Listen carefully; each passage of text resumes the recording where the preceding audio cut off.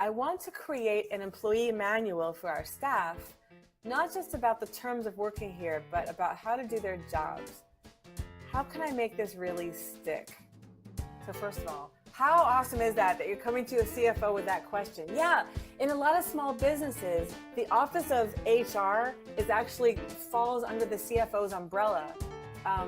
And you can see where the two departments have something in common, right? Payroll.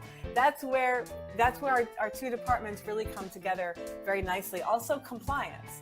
So payroll and compliance are two areas in which the office of the CFO and the office of the CPO or Chief People Officer or HR Director have in common. And often in businesses of this size, they're not necessarily large enough to have a specialist in HR.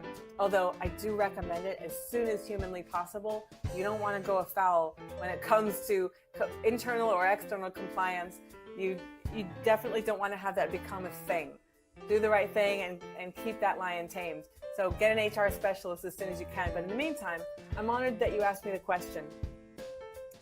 The answer, so how do I make this really stick? The answer really comes from knowing how the learning brain works.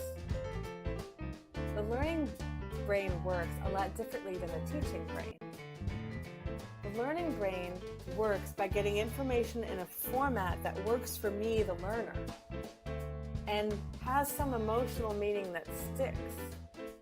Not just a rallying cry for how awesome it is to do your job and what the difference you're making in the world is, but some emotional stickiness as to why this is important. And this is another aspect of how the brain works. The survival brain, which is the part of the brain that works first when we receive information, we sort, right? This is important, this is not important. You know what I'm talking about. I mean, just look around you or consider the road when you're driving. Your brain tosses out a lot of irrelevant information, this billboard or what that driver's doing, and focuses on the relevant information. What's relevant to me right now? And it's that part of your brain, what's called the lower brain function. Some people call it the croc brain. Some people call it the lizard brain. It's the fight or flight survival brain that decides what information is worth keeping and what information is not worth keeping. Never mind what you want an employee to retain versus not retain. So consider, not every piece of information should be presented with equal weight. Get clear on what's important first and what can be important later. Also consider the medium. Do you want to present a written document, one long movie, or a screencast library? This is your intro to whatever. This is how you do this particular task.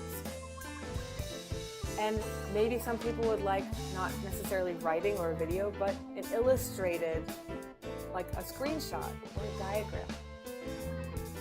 And don't forget the value of in-person touches as well. So you have a number of different media here. You have written out step-by-steps or written out policies. You have illustrated step-by-step or even illustrations that can pack some emotional power into a policy. You can have one long video, or what I generally recommend and what we prepare for clients a lot when it comes to accounting procedures is a screencast library. So when someone goes, oh, what's that thing again? How do I find this? Whether it's a policy or how do I do my job, they can find that in the screencast library by looking up the title or keyword, find that and watch a 3-minute video, get their oh yeah moment, maintain the dignity of, oh yeah, I got this myself. I didn't have to go and ask for help again. You know, maybe I had to go ask for help for the stuff that's really nuanced. All right, I got this, and then they're off and running. So consider a couple things. The medium, because different people learn in different ways. Consider, again, lending different weight to different types of information. And don't forget the impact of the learning impact of the emotional content of the information.